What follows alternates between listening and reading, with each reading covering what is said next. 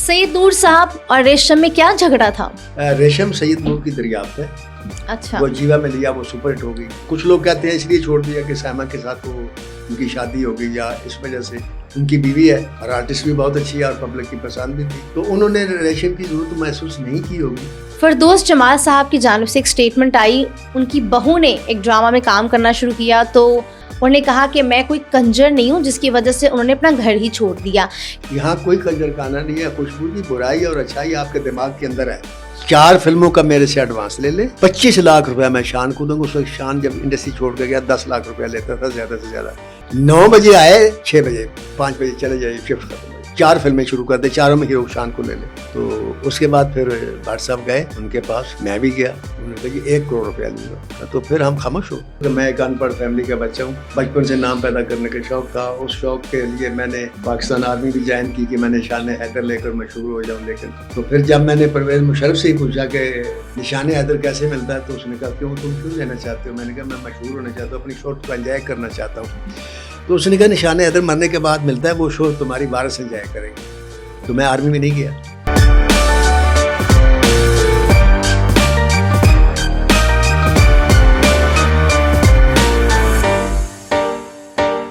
Hello everyone, you're watching Front Foot Podcast and I'm your host खुशबू अफजान। नाज़रीन, आज के podcast में हमारे गेस्ट हैं पाकिस्तान के नंबर 1 फिल्म राइटर जिनका नाम है नासिर अदीब साहब मौजूद है, जिन्होंने पाकिस्तान की 414 फिल्में लिखी। और आज हम उनसे पूछेंगे कि फिल्म इंडस्ट्री की जो सीक्रेट्स स्टोरीज हैं वो क्या थी। चलो वेलकम करते हैं अपने गेस्ट को। अस्सलाम वालेकुम सर। वालेकुम अस्सलाम। सर कैसे हैं आप? अल्हम्दुलिल्लाह बिल्कुल ठीक हूँ। अच्छा, सबसे पहले हम ये जानना चाहेंगे कि आपने एज अ क्लर्क अपने करियर का आगाज़ किया और क्लर्क से लेके नासिर अदीब तक का सफ़र क्या रहा, क्या चैलेंजेस थे, क्या सीखा? ये बहुत लंबी कहानी है, इसको अब चंद लफ्ज़ों में मैं यूँ समेटूंगा कि मैं एक अनपढ़ फैमिली का बच्चा हूँ, बचपन से नाम पैदा करने का शौक़ था। उस शौक़ के लिए मैंने पाकिस्तान आर्मी भी ज्वाइन की कि मैं निशान हैदर लेकर मशहूर हो जाऊँ। लेकिन जब मैं सिलेक्ट हो गया और मेरे बैच में दूसरे जो सिलेक्ट होने वाले लेफ्टिनेंट थे, सेकंड लेफ्टिनेंट, वो परवेज मुशर्रफ थे। तो फिर जब मैंने परवेज मुशर्रफ से ही पूछा कि निशान हैदर कैसे मिलता है, तो उसने कहा क्यों, तुम क्यों लेना चाहते हो? मैंने कहा मैं मशहूर होना चाहता हूँ, अपनी शोट को एंजॉय करना चाहता हूँ। तो उसने कहा निशान हैदर मरने के बाद मिलता है, वो शोट तुम्हारी वारिस एंजॉय करेंगे। तो मैं आर्मी में नहीं गया। फिर मैंने लिखना शुरू कर दिया, फिर मैंने नावल वगैरह लिखे, मेरे नावल बड़े सुपरहिट हुए। फिर मेरे नावल पर फिल्म अनाउंस हुई और फिर उस फिल्म का मैंने केस जीता नाम लेने के लिए, और फिर मैं यूँ पाकिस्तान फिल्म इंडस्ट्री में एंटर हो गया। और फिर उसके बाद पाकिस्तान फिल्म इंडस्ट्री ने मेरे साथ जो सलूक किया वो उसको ऐसे ही करने चाहिए था। हर नए आने वाले के साथ धक्के, धोखे, झूठ, लालच, ठोकरी, फ्रॉड, सब कुछ हुआ मेरे साथ भी। लेकिन अल्लाह ताला को मंजूर था, उसको मेरी मेहनत पसंद आई, मेरा पैशन पसंद आया। फिर मुझे चांस मिल गया और पहले डायरेक्टर मेरे हसन अस्करी साहब थे, जो मेरे उस्ताद भी हैं, जो मेरे मुर्शद भी हैं, जिनसे मैंने बहुत कुछ सीखा। आज मैं जो कुछ हूँ उनकी जूतियों को तो फैल हूँ। तो पहली फिल्म वैशी जट थी, वो लगी, उसने पाकिस्तान फिल्म मिनिस्टर के जो पहले फॉर्मेट चल रहा था उसको बिल्कुल उल्टा के रख दिया। तो उसके बाद फिर पीछे मुड़कर नहीं देखा। वैशी जट से लेकर फिर मौला जट, लेजेंड्स ऑफ मौला जट तक जो सफ़र है वो आपके सामने। ज़बरदस्त। अच्छा सर, बताइएगा कि बानी खबरें ज़िया शाहिद साहब के साथ आपकी शनासाई रही, उनके साथ कोई यादगार मुलाकात हमारे साथ शेयर करें। ज़िया शाहिद साहब के साथ? जी, ज़िया शाहिद साहब के साथ मेरी कई मुलाकातें हुई हैं। उन्होंने यहाँ बुलाया और एक दफ़ा उन्होंने पाकिस्तान फिल्म इंडस्ट्री के काफ़ी लोगों को बुलाया, उसमें मैं भी था। तब मुझे वही मुलाकात असल में याद है कि कुछ मुलाकात में उन्होंने कुछ बातें ऐसी की थी जो इससे पहले मैंने किसी से नहीं सुनी थी। कि मसलन इंसान जब फील्ड में आता है, ख़ास तौर से शोबस में, तो शोबस में उसको क्या क्या मुश्किलात आती हैं और उसको क्या करना चाहिए आगे जाने के लिए। तो उस वक्त मुझे पता चला कि ये सिर्फ अखबार नवीस ही नहीं है, इनकी नज़र बड़ी बालिग है और ये हर सू खेलते हैं, हर तरफ शाट खेल सकते हैं ये। तो मैं बहुत मुतासर हुआ। ये उनके साथ मेरी लास्ट मुलाकात थी। इससे पहले भी मुलाकातें थी, लेकिन वो रूटीन की मुलाकातें थी, उनमें मैं कोई काबिल जिक्र मेरे सामने बात नहीं है। सुना है मैडम नूरजहां गुस्से की तेज थी, क्या गालम गलोच भी कर देती थी? नहीं, गुस्से की तेज ज़रूर थी। गुस्सा उनको उस वक्त आता था जब किसी म्यूजिक डायरेक्टर की सुर उनको पसंद नहीं आती थी, अच्छा। اور وہ اس کے ساتھ بحث کرتی تھی تو ان کو غصہ آ جاتا تھا اگر وہ غلط بحث کرتا تھا، لیکن پھر لوگ ان کی عادت کو سمجھ گئے تھے، لہٰذا ان پر ان کے ساتھ بحث کوئی نہیں کرتا تھا. وہ اگر کہتی تھی یہ سر جو ہے اس کو نیچے کر دو تو میوزک ڈائریکٹر فوراً نیچے کر دیتا تھا. اگر کہتی تھی اونچا کر دو تو اونچا بھی کر دیتا تھا، کیونکہ وہ میوزک کی باریکی کو اور صحیح شاعری کو سمجھتی تھی. یعنی کہ گالی نہیں دیتی تھی. نہیں، گالی میں نے تو نہیں سنی، اگر کسی کو دی ہو تو میں نہیں سمجھتا کہ انہوں نے کہیں گالی دی ہو کسی کو. اچھا سر، بتائیے گا کہ آپ نے ریشم کے حوالے سے ایک بات بڑے کانفیڈنس کے ساتھ کی ہے کہ ریشم کبھی بھی شادی نہیں کر سکتی. یہ میری ان کے بارے میں نے ان سے کبھی بات نہیں کی، میری ان کے ساتھ بڑی بے تکلفی ہے، لیکن میں ان کے پرسنل معاملات میں، کسی کے بھی پرسنل معاملات میں دخل نہیں دیتا، خواہ کتنی بے تکلفی ہو. اور اس موضوع پر میں نے ان سے زیادہ کبھی کوئی بات نہیں کی. لیکن جو میرا مشاہدہ ہے وہ یہ ہے کہ ان کی ماں 7 سال کی عمر میں فوت ہو گئی تھی. اس کے بعد ان کو ان کی بہن نے پالا پوسا اور ایک ماں سے زیادہ پیار دیا اور ماں کو بھلا دیا ان کو، اور وہ آج تک ان کے ساتھ ہیں. اور انہوں نے اس کی حفاظت کے لیے، اس کا ساتھ دینے کے لیے شادی تک نہیں کی، کیونکہ اگر شادی کرتی تو صاف ظاہر پیار بھی تقسیم ہوتا، یا وہ گھر چھوڑ کے چلی جاتی، ریشم اکیلی رہ جاتی. تو یہ میرے اپنا ایک آئیڈیا ہے کہ ریشم اپنی بہن کے اس احسان کو بھولتی نہیں، اس کو یاد ہے اپنی بہن کا پیار اور یہ وہ. اور اگر وہ شادی کرتی ہے کسی تو صاف ظاہر ہے جو شادی کرے گا وہ کوئی بڑا آدمی ہوگا، وہ اس کو اپنے گھر لے جائے گا، وہ ریشم کے گھر میں تو نہیں رہے گا گھر داماد بن کر. تو اگر گھر لے جائے گا تو پھر اس کی بہن جو اکیلی رہ جائے گی. تو میں سمجھتا ہوں کہ وہ اتنی سینٹیمنٹل اور اتنی ٹچی لڑکی ہے کہ وہ اس بہن کو کبھی بھی چھوڑ کر نہیں جائے گی. اگر شادی ہوگی بھی تو شرائط ریشم کی ہوں گی تو ہوگی، ورنہ نہیں ہوگی. اگر کوئی روٹین میں چاہے کہ میں ریشم کو بیاہ کر کہیں لے کر چلا جاؤں اور جو اس کی بہن شمیم ہے اس کو چھوڑ دوں یا وہ چھوڑ دیتے، ایسا ممکن نہیں ہوگا میرے ذاتی رائے میں. معذرت کے ساتھ ریشم پر الزام ہے کہ وہ ہم جنس پرستی میں انٹرسٹڈ ہے، ایسا کچھ ہے؟ میرے علم میں نہیں ہے، اور میرا خیال ہے وہ ریشم ایسی گری ہوئی لڑکی نہیں ہے کہ وہ ہم جنس پرستی میں ملوث ہو. I don't believe it. سید نور صاحب اور ریشم میں کیا جھگڑا تھا؟ سید نور اور ریشم کے درمیان جھگڑا کوئی نہیں تھا، لوگوں نے اس کو جھگڑا بنا لیا. بات دراصل یہ ہے کہ ریشم سید نور کی دریافت ہے. اچھا. وہ جیوا میں لیا، وہ سپر ہٹ ہو گئی. اس کے بعد پھر انہوں نے گھونگھٹ میں بھی لیا، پھر انہوں نے دوپٹہ جال رہا میں بھی لیا، اور شاید ایک آدھ فلم سنگم تھی اس میں بھی لیا، اور وہ ساری فلمیں بڑی اچھی تھیں اور کامیاب تھیں. تو ریشم کا ایک بہت بڑا نام ہو گیا. اس کے بعد سید نور نے ریشم کو فلموں میں کاسٹ کرنا چھوڑ دیا. اب کچھ لوگ کہتے ہیں اس لیے چھوڑ دیا کہ سائمہ کے ساتھ وہ ان کی شادی ہو گئی یا اس وجہ سے. اور اگر انہوں نے اس وجہ سے چھوڑا اور سائمہ کو پریفرنس دی تھی، یہ ان کا رائٹ ہے، یہ ان کی غلطی نہیں میں کہہ سکتا، یا یہ نیگیٹو پوائنٹ نہیں ہے. ان کی بیوی ہے اور آرٹسٹ بھی بہت اچھی ہے اور پبلک کی پسند بھی تھی، تو انہوں نے ریشم کی ضرورت محسوس نہیں کی ہوگی. تو یا کوئی اور بھی وجہ ہوگی. اگر انہوں نے اس کو نہیں کاسٹ کیا تو ریشم نے اس بات کو فیل کیا. ریشم کی فیلنگ بھی اپنی جگہ پر بالکل کریکٹ ہے، اس لیے کہ ریشم سید نور کا لگایا ہوا پودا پھلا پھولا اور جوان ہوا. تو اس کے بعد اگر نور صاحب نے اس کو اگنور کیا تو وہ ایک جیسے فنکار ہوتا ہے. میں بھی اگر کسی ڈائریکٹر کے ساتھ مسلسل کام کر رہا ہوں 4-5 سال سے، اور کل وہ اپنی ٹیم بدل لیتا ہے، رائٹر کوئی اور لے لیتا ہے، تو خیر میرے اندر تو اللہ تعالیٰ نے شروع سے یہ حوصلہ دیا ہے. میں تو ایمان ہی بڑا پختہ ہے اس سلسلے میں کہ کوئی ڈائریکٹر، کوئی پروڈیوسر، کوئی رائٹر کسی کو نہ بنا سکتا نہ لا سکتا ہے. جب اللہ کو منظور ہوتے سارے لوگ آ جاتے ہیں اور وہ راستہ بن جاتا ہے. تو ریشم نے ہو سکتا ہے اس وجہ سے گلہ کیا اور نور صاحب سے کہ بھائی آپ نے مجھے لینا کیوں چھوڑا یا کیوں چھوڑ دیا. لڑائی نہیں میں اسے کہہ سکتا. یہ پاکستان فلم انڈسٹری نہیں، انڈیا میں بھی ہوتا ہے، ٹیمیں بنی ہوتی ہیں، ڈائریکٹر، میوزک ڈائریکٹر اور رائٹر، ہر ڈائریکٹر کے اپنے ہوتے ہیں، اسے ایک ٹیم بنائی ہوتی ہے. جب اس ٹیم میں سے کسی کو وہ نکالتا ہے تو صاف ظاہر ہے کہ وہ جو نکلتا ہے یا نکالا جاتا ہے اس کو فیل ہوتا ہے. تو وہ پھر کوئی کسی بیان دے دیتا ہے کسی بھی وجہ سے کہ انہوں نے مجھے نہیں لیا. تو ایک دم جب کسی کو انسان نہیں لیتا تو اس کی ذات کی نفی ہو جاتی ہے نا. یہ دوسری شادی جو پاکستان میں برداشت نہیں ہوتی، تو اس میں بھی کوئی پہلی بیوی کا نقصان نہیں ہوتا. اگر اس کو بے پناہ دولت بھی دے دو، مکان کوٹھیاں کاریں بھی دے دو، پھر بھی وہ دوسری بیوی کو ایکسیپٹ نہیں کرتی. اس کی وجہ صرف اتنی ہوتی ہے کہ اس کی ذات کی نفی ہو جاتی ہے کہ میرا شوہر جو ہے اب اس کو میں پسند نہیں رہی. بس یہ بات جو ہے نا یہ کھا جاتی ہے. تو یہی شعبے میں بھی چلتا ہے کہ اگر کوئی مجھے رائٹر 5-4 فلمیں لکھوانے کے بعد ایک دم چھوڑ دے گا تو مجھے بھی یہ تھوڑا کمپلیکس ہو سکتا ہے کہ شاید میں اب لکھنا بھول گیا ہوں, یا میں اب میرا معیار وہ نہیں رہا, کسی نے نئے رائٹر کو بلا لیا, اس کو اس نے میرے سے قابل سمجھا.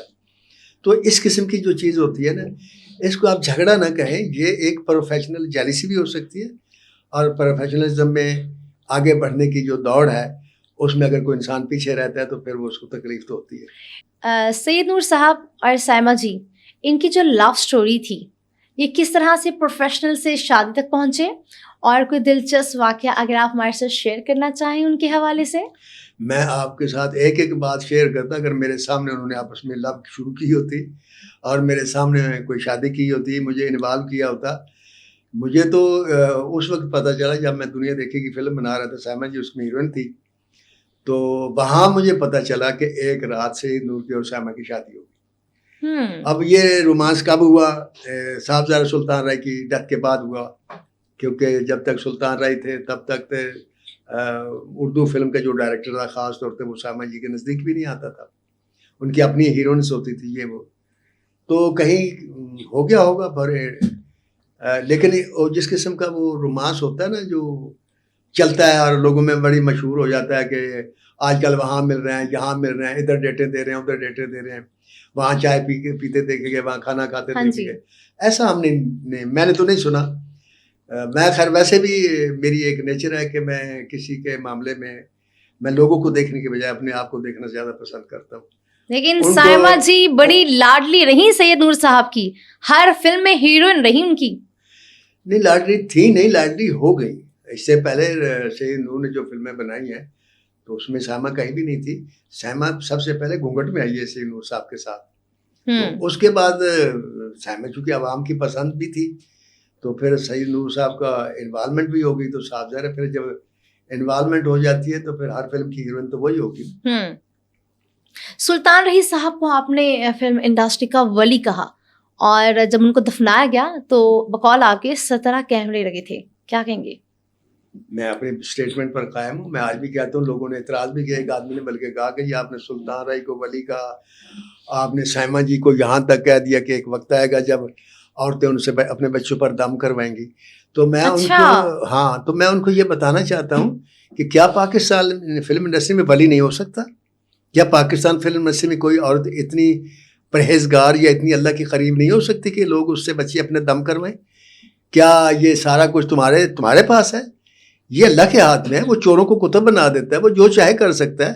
ابو جہل کا بیٹا اکرمہ صحابی رسول بنا دیتا ہے, وہ جس کے بارے میں خود حضور صلی اللہ علیہ وسلم نے فرمایا تھا کہ یہ کعبے کے پردے کے ساتھ وہ تب اسے ڈھونڈ کے مرڈر کر دو.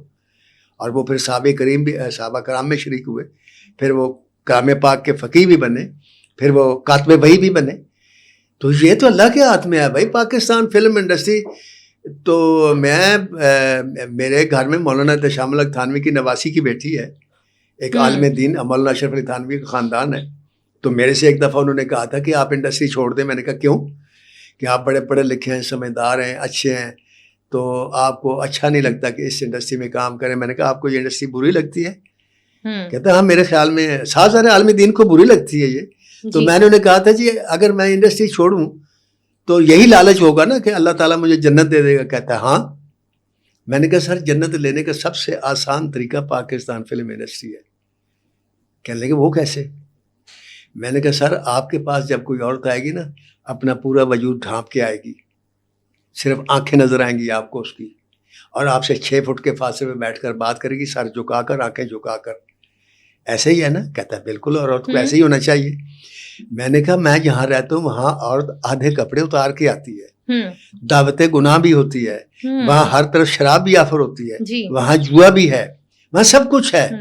اور اگر وہاں میں یہ کام نہیں کرتا, کیا بات ہے. تو میں نے کہا یہ پھر اللہ تعالیٰ کا فیصلہ ہے. اس کی آیت ہے وَأَمَّا مَنْ خَافَ مَقَامَ رَبِّهِ وَنَهَى النَّفْسَ عَنِ الْهَوَىٰ فَإِنَّ الْجَنَّةَ هِيَ الْمَأْوَىٰ, کہ وہ شخص جو گناہ پر قادر ہو اور باز آ جائے خدا کے خوف سے, وہ جنت کی پناہ میں آ گیا. تو میں نے کہا مجھے تو 1 سیکنڈ میں وہاں جنت ملتی ہے. اور کیا وجہ ہے اگر یہ لوگ جو سوچتے ہیں کہ جی سائمہ صرف ایکٹریس ہے, سلطان رحیع صرف ایکٹر تھا, یعنی کوئی گناہ گار تھا وہ, آپ اگر وہ گناہگار تھا, وہ اتنی برا کام کرتا تھا, یا سائمہ اتنی گناہگار, تو اس کی فلمیں دھڑ دھڑ کیوں بلیک میں ٹکٹ لے کر دیکھتے ہو بھائی؟ کیوں آتے ہو سینما میں؟ پسند کرتے ہو نا تمہیں اس کا چلنا بڑھنا, جو ہم لکھتے ہیں. بات صرف ہمارے میں اور ایک عالم میں اتنا فرق ہے. عالم ممبر پہ بیٹھ کر تقریر کرتا ہے, آپ کی آنکھوں میں آنسو لاتا ہے, آپ کو جوش دلاتا ہے, آپ نعرے مارتے ہیں. میں لکھتا ہوں, میں آپ کو اسکرین پر دکھا کے تالی لیتا ہوں, آپ تالی بھی مارتے, روتے بھی ہیں, رلاتا بھی ہوں, آپ کو ہنساتا بھی ہوں, بڑک بھی آپ مارتے ہیں. تو عالم بھی ایک سبق دیتا ہے, اور ہم بھی جب کوئی فلم ختم کرتے ہیں تو اس میں سبق دیتے ہیں. جس مولا جٹ کے بارے میں اور لیجنڈ آف مولا جٹ کے بارے میں, ویشی جٹ کے بارے میں یہ ناصر ادیب گنڈاسا لے کر آیا اور معاشرے میں بدماشی پھیلا دی. آپ نے ویشی جٹ کا آخری جملہ سنا نہیں کہ دفنا دو اس گنڈاسے نو, اس لیے کہ انسانیت انتقام نہیں, انصاف چاہتی ہے, انصاف. یہ تھا سبق. تو آپ لوگ ہر بات کو نیگیٹو کیوں لیتے ہیں بھائی؟ اور یاد رکھیں, اللہ تعالیٰ نے اپنے سب سے پیارے پیغمبروں کو کتاب دے کر نیک آدمیوں کے پاس نہیں بھیجا, برے آدمیوں میں بھیجا. کیونکہ برے آدمیوں میں سے ابو بکر پیدا ہوتا ہے, برے آدمیوں میں سے علی نکلتا ہے. یہ صحابہ کرام کہاں سے نکلے؟ یہ عرب بدو کے جاہل سارے. جب حضور صلی اللہ علیہ وسلم آیا اور جس وقت انہوں نے تبلیغ کی, تو پھر کون کون سی شخصیات پیدا ہوئی, کون کون سے لوگ آئے. تو برے بچے کو, نالائق بچے کو ماں زیادہ پیار کرتی ہے, یاد رکھنا. اور یہ ہم جو برے ہیں نا, ہم گناہگار ہیں, ہم خدا سے آپ لوگوں سے زیادہ قریب ہیں, کیونکہ آپ کو اپنی نمازوں پہ فخر ہوگا, نیکیوں پر فخر ہوگا. ہمارے سامنے تو بھائی ہر وقت اپنے گناہ ہے, ہم اللہ سے ہر وقت توبہ کرتے ہیں. اور پھر وہ جب توبہ قبول کرتا ہے تو آپ نے سنا ہے کہ حدیث پاک ہے کہ اللہ تعالیٰ کہتا ہے کہ میں نہ صرف تمہارے گناہ معاف کروں گا بلکہ ان گناہوں کو نیکی میں بدل دوں گا. سائمہ جی انٹرویوز نہیں دیتی, اس کی کیا وجہ سمجھ آتی ہے؟ بس اس میں ان کی پرسنل بات ہے. اب انڈیا کے ایک آرٹسٹ ہے عامر خان, اس کو ہر ایوارڈ ملا ہندوستان کا, not even a single award وہ آج تک لینے کے لیے نہیں گیا. تو اس سے ایک پروگرام میں وہ کپل شرما, انہوں نے پوچھا کہ آپ ایوارڈ لینے نہیں جاتے کیوں؟ صحیح ہے. اس نے کہا جتنا ٹائم میں ایوارڈ لینے پر ضائع کرتا ہوں, صحیح, اور وہاں بیٹھتا ہوں, یہ وہ کرتا ہوں, تو سوائے اس کے کہ تالیاں لوگ بجاتے ہیں, صحیح, وہ مجھے کوئی پے نہیں کرتی. وہ اتنا ٹائم میں گھر میں بیٹھ کر میں مطالعہ کرتا ہوں. اوکے, تو اس سے میں بہت کچھ سیکھ لیتا ہوں. تو ہو سکتا ہے سائمہ جی بھی کوئی اس ٹائم کو ضائع نہ کرنا چاہتی ہوں. باقی میں نے کبھی پوچھا نہیں, لیکن آپ ملیں گی نا تو میں پوچھوں گا, اور پھر آئندہ آپ انٹرویو کریں گی تو آپ کو جواب بھی بتاؤں گا انشاءاللہ. کیونکہ سید نور صاحب نے اپنے ایک انٹرویو میں ان سے اینکر نے پوچھا کہ آپ تو شاہ صاحب آ جاتے ہیں لیکن سائمہ جی نہیں آتی, تو ان کی آنکھوں میں کہیں نمی سی آ گئی, اور انہوں نے کہا کہ ہو سکتا ہے کہ میرے مرنے کے بعد وہ اس طرح انٹرویوز دیں, لیکن ابھی جب تک میں زندہ ہوں تب تک تو ان کا کوئی ارادہ نہیں ہے.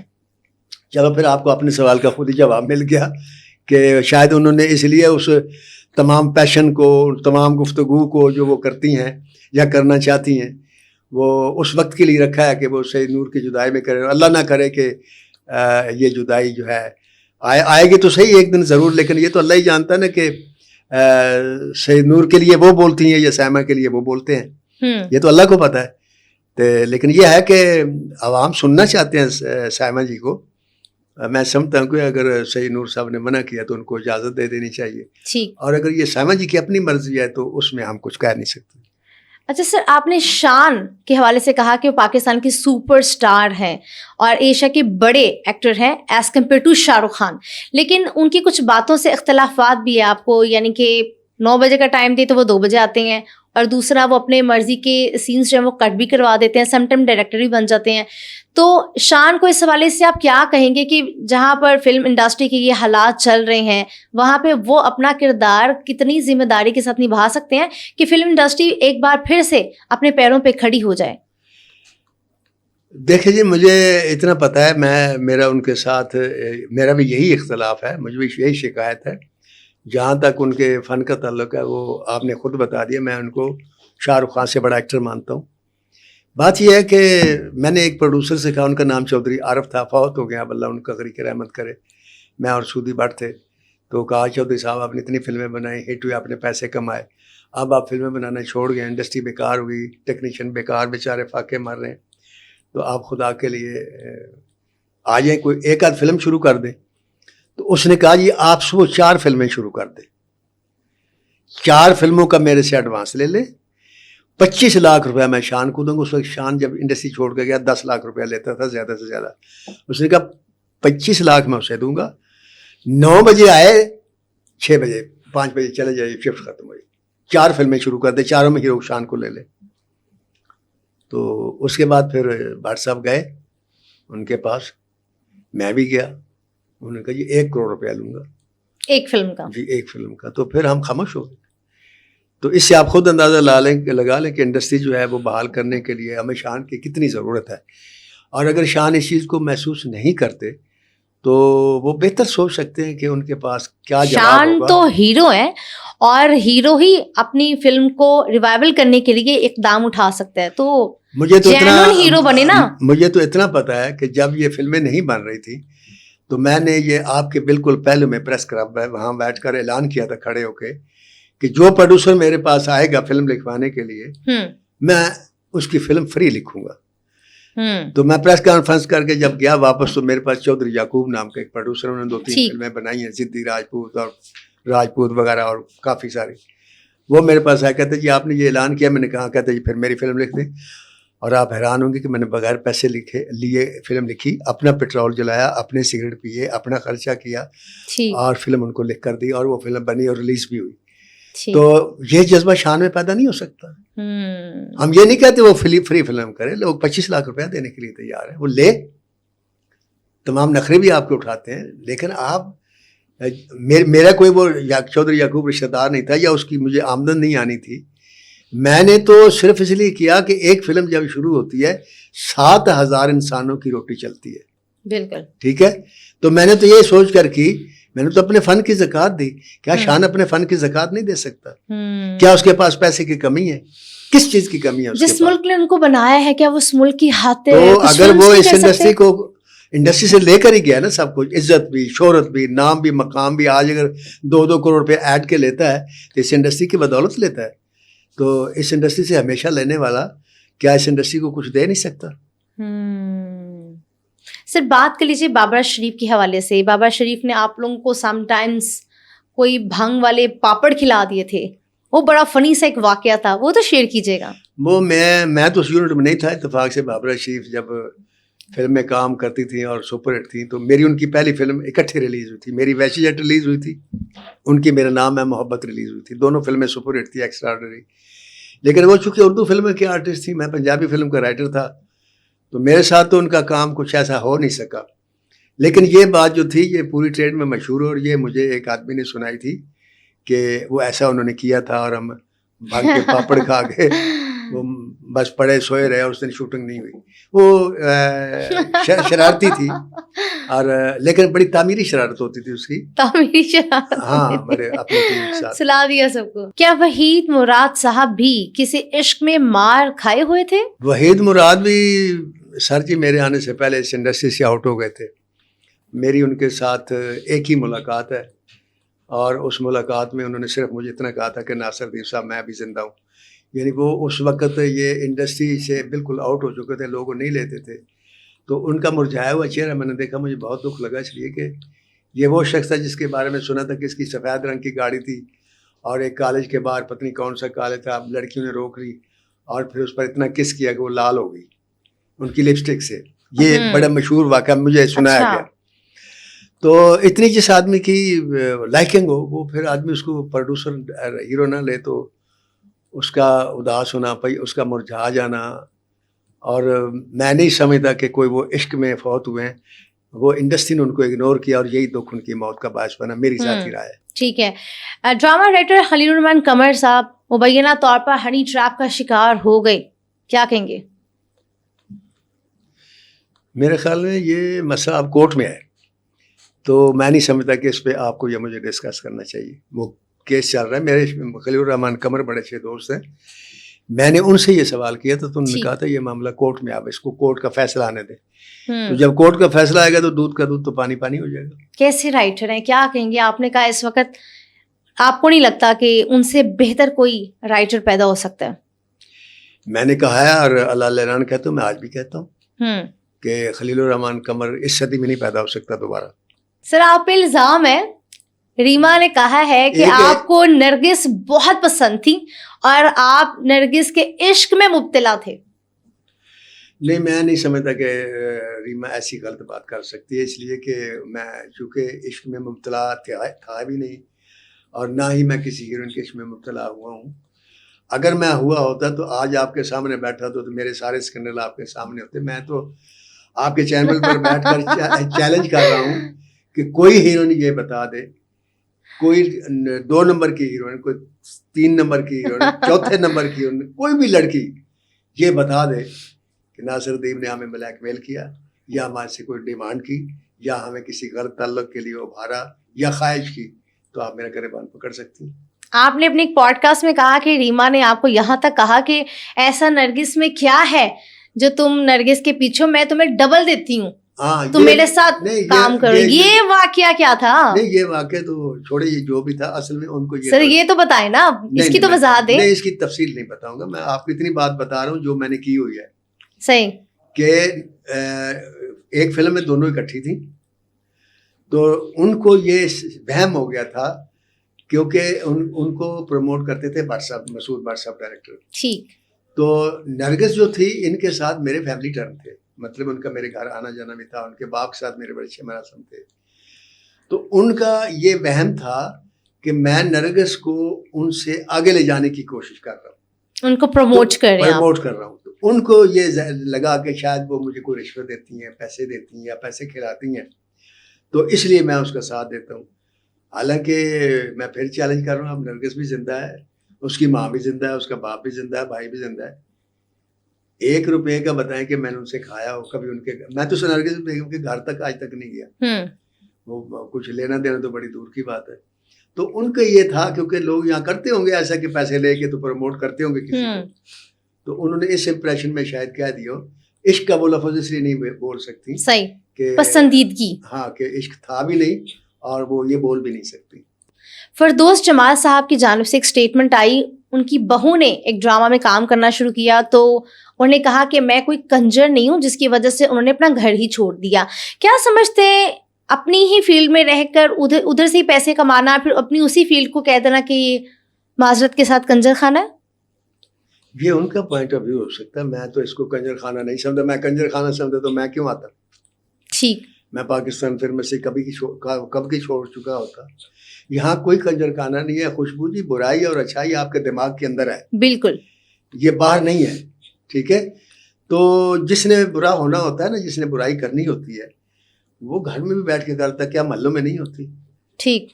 ہم نے تو، ہمارے تو مشاہدے میں یہ بھی ہے کہ مسلح کے نیچے بھی رک کے ملتے ہیں. یہ کوئی بات نہیں کہ آپ صرف یہ ہے کہ ہم چونکہ فلم انڈسٹری میں ہماری عورتیں بھی سب کے سامنے ہوتی ہیں، فلموں کے اندر آتی ہیں، وہ دیکھتے ہیں، ہمیں بھی دیکھتے ہیں. اچھا، ان کی بہو نے ان کے بیٹے سے پرمیشن لی ہوئی تھی، لیکن انہوں نے صرف اس لیے کہ بہو نے مجھ سے نہیں پوچھا. اب یہ بات چونکہ میرے علم میں ابھی آپ نے بتائی ہے، تو یہ کہ ورنہ میں یہ گردش کر رہا ہے سوشل میڈیا میں سارا واقعہ. اچھا، میں سوشل میڈیا دیکھتے نہیں ہے، میں تو جو میری مخالفت کرتے ہیں میں ان کو بھی نہیں دیکھتا. میں تو صرف ان کو دعا دے دیتا ہوں کہ اللہ تعالیٰ تم کو ہدایت دے، اور اللہ تعالیٰ تمہارا، اور میری مخالفت کرنے سے اگر تمہارا پیسہ چلتا ہے، تمہاری یوٹیوب چلتی ہے تو چلاؤ، اچھی بات ہے. سر، ورڈ گالی دے دینا اپنی ہی فیلڈ کو، آپ سمجھتے ہیں کتنا مناسب ہے؟ ایک ایسا بڑا بندہ، اس پہ کتنی بڑی ذمہ داری عائد ہوتی ہے. اگر اس نے ایسا کیا، کوئی گالی والی دی تو گالی والی تو نہیں دینی چاہیے، غلط ہے.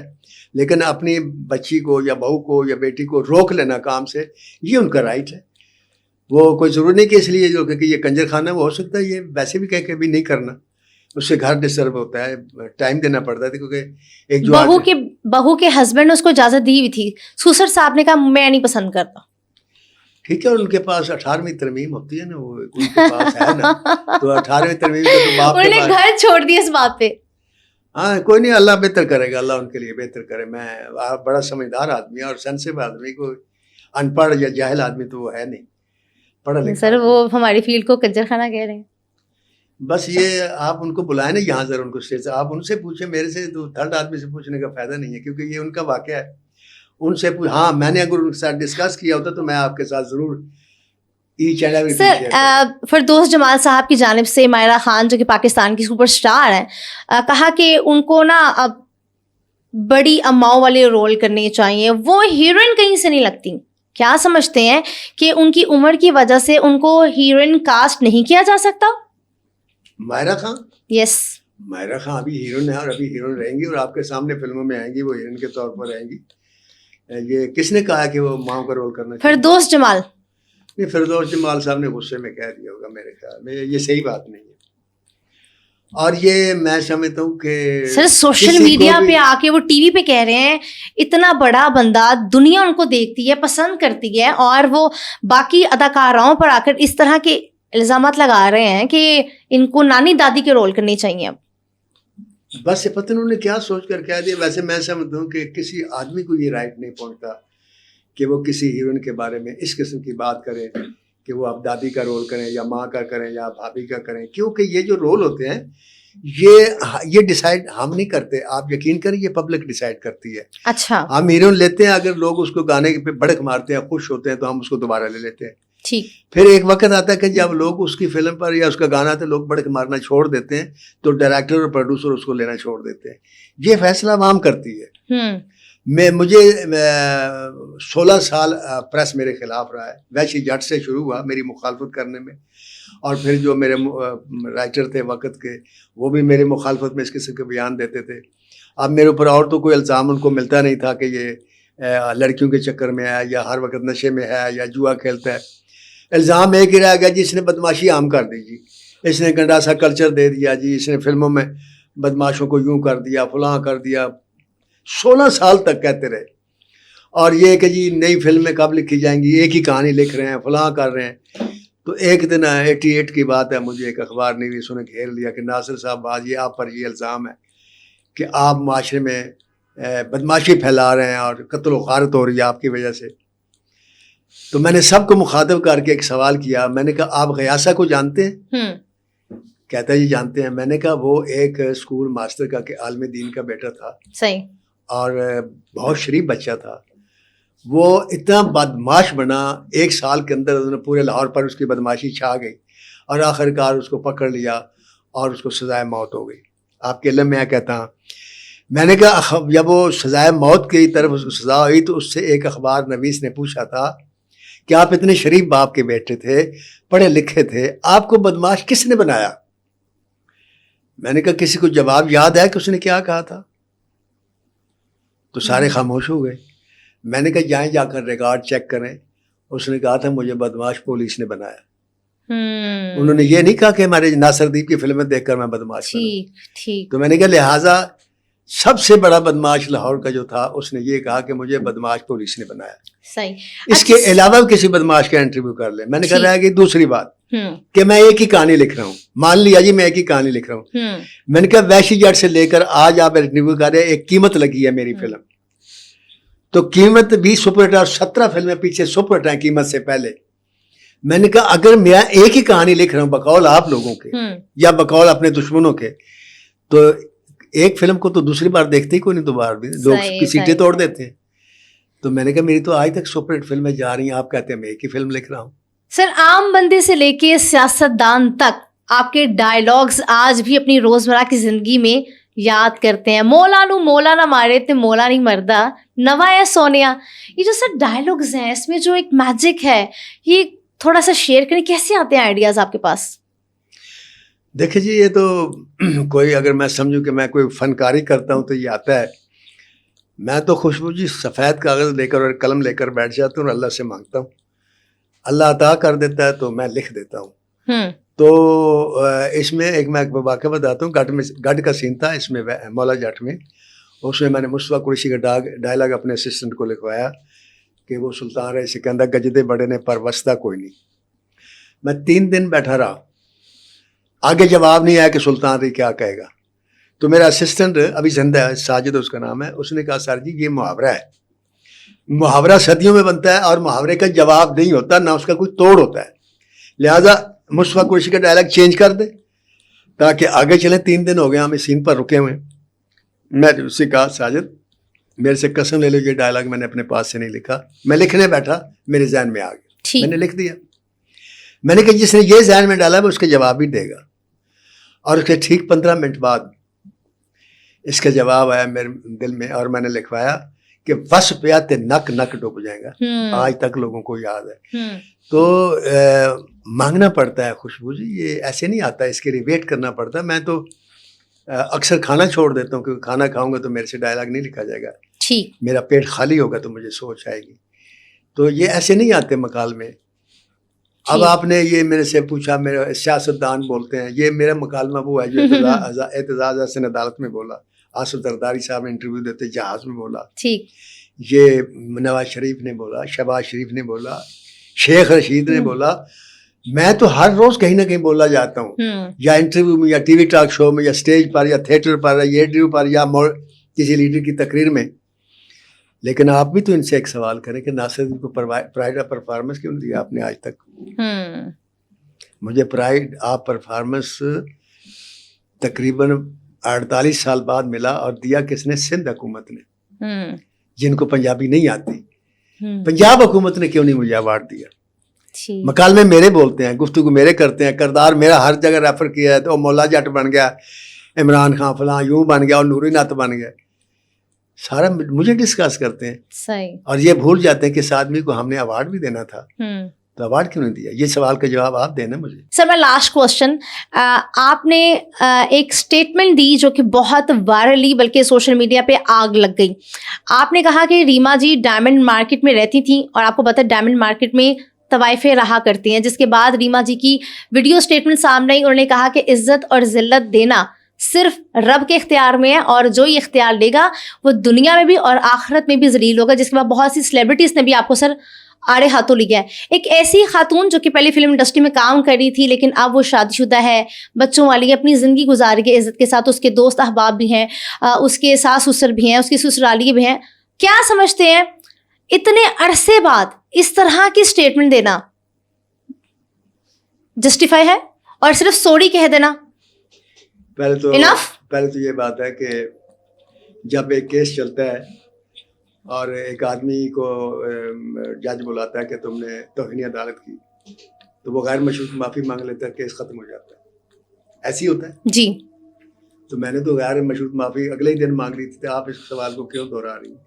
سر میرا سوال یہ ہے نہیں چھوڑے آپ کا سوال, سوری صرف کہہ دینا جسٹیفائی ہے؟ دیکھیں آپ لوگ اپنے پروگرام کو کنٹروورشل بنانے کے لیے یا اس کے ریٹنگ بڑھانے کے لیے اس قسم کے سوال کرتے ہیں. اس میں آپ لوگوں کا بھی اتنا ہی حصہ ہے جتنا میں نے کہہ دیا, اس لیے کہ جب میں نے ایک بات کہہ دی, میں نے معافی مانگ دی, تو اس کے بعد اب اس کو میڈیا کو اور سوشل میڈیا کو اور لوگوں کو اس کو بار بار کرنے کی کیا ضرورت ہے؟ صحیح.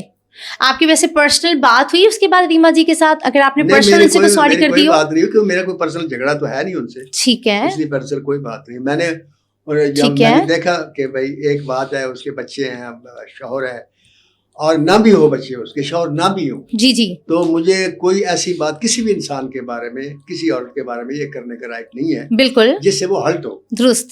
تو وہ میں نے اسی لیے یہی سوچ کے تحت میں نے معافی مانگ لی. بہت اچھی بات سر, اور ہم آپ کے اس قدم کو اپریشیٹ کرتے ہیں, آپ نے بہت اچھا کیا. سر آپ نے کہا کہ آپ اپنی زندگی کی کتاب آپ نے لکھی, چند صفحوں کی آپ نے پھاڑ دی. آپ نے وہ سب کچھ دیکھا جو آپ بیان نہیں کر سکتے. اگر کر دیا تو کچھ لوگ کہیں گے اس کو ملک سے نکال دو, اس کو پھانسی دے دو. سر کیا دیکھ لیا ایسا؟ یہ بس وہ اب میں بتا نہیں سکتا, لیکن بات یہ ہے کہ جس ملک میں سچ بولنے کی سزا ہو اس ملک میں آپ بیتی لکھنے کا کوئی فائدہ نہیں. ارے کیا بات ہے, کیا بات ہے. سر جو اینڈ پہ میرا سوال یہ ہے کہ اس وقت پاکستانی فلم انڈسٹری اور انڈین فلم انڈسٹری کس طرح سے سر ہم ان کا مقابلہ کر سکتے ہیں, کس طرح سے ایک بار پھر سے ہم اس انڈسٹری کو زندہ کر سکتے ہیں؟ جاتے جاتے کوئی ہمارے جو اداکارائیں دیکھ رہے ہیں, جو ڈائریکٹرز دیکھتے ہیں, ان کو کوئی میسج؟ دیکھیں پاکستان فلم انڈسٹری کا ہر ڈائریکٹر بھی جانتا ہے, ہر پروڈیوسر بھی جانتا ہے کہ فلم میکنگ میں سب سے امپورٹنٹ چیز کیا ہوتی ہے. اور بدقسمتی یہ ہے کہ یہ جانتے ہوئے بھی سب سے کم جو ہے اسی آدمی کو سمجھا جاتا ہے, سب سے کم معاوضہ بھی اسی دیا جاتا ہے.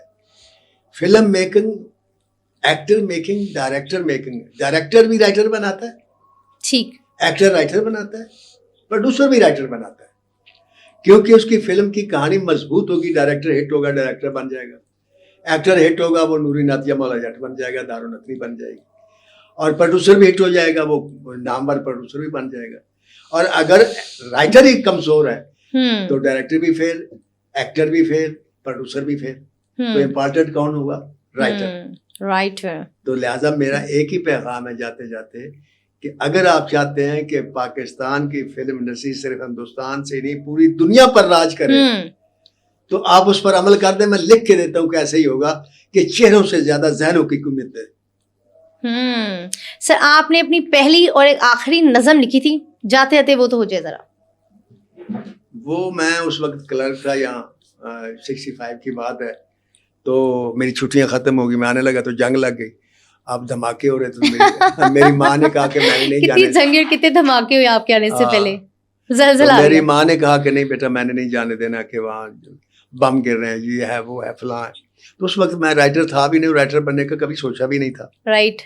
لیکن اس وقت بھی پتہ نہیں میرے اندر ایک ڈائریکٹر بھی تھا اور رائٹر بھی تھا. میں باغ میں ٹہلنے لگ گیا کہ اب میں کیسے جاؤں, ماں نے تو اجازت نہیں دی. تو پھر فلمیں میں ویسے بڑے شوق سے دیکھتا تھا اس وقت بھی. تو میرے ذہن میں سین آیا کہ ایک ہیرو ہے, اس کو جانا ہے اور ماں روکتی ہے کہ تو نہیں جا سکتا, ادھر بم چل رہے ہیں. تو ہیرو کیا جواب دیتا ہے؟ تو وہ میں نے 2 شعر لکھے تھے, جی پلیز. نظم لکھے تھے. وہ پتنی کیسے لگی کہ سننے والوں کو یا آپ کو.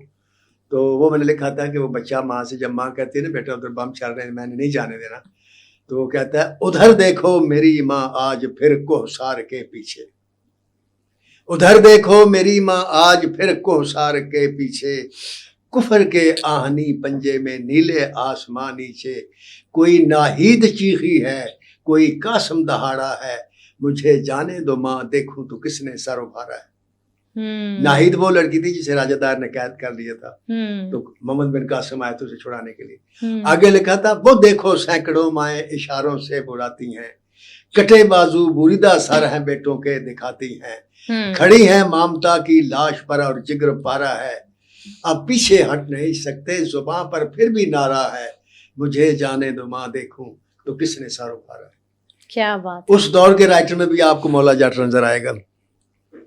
یہ نظم تھی. چلے سر, بہت شکریہ, آپ نے اپنا بہت قیمتی وقت دیا. Thank you so much once again.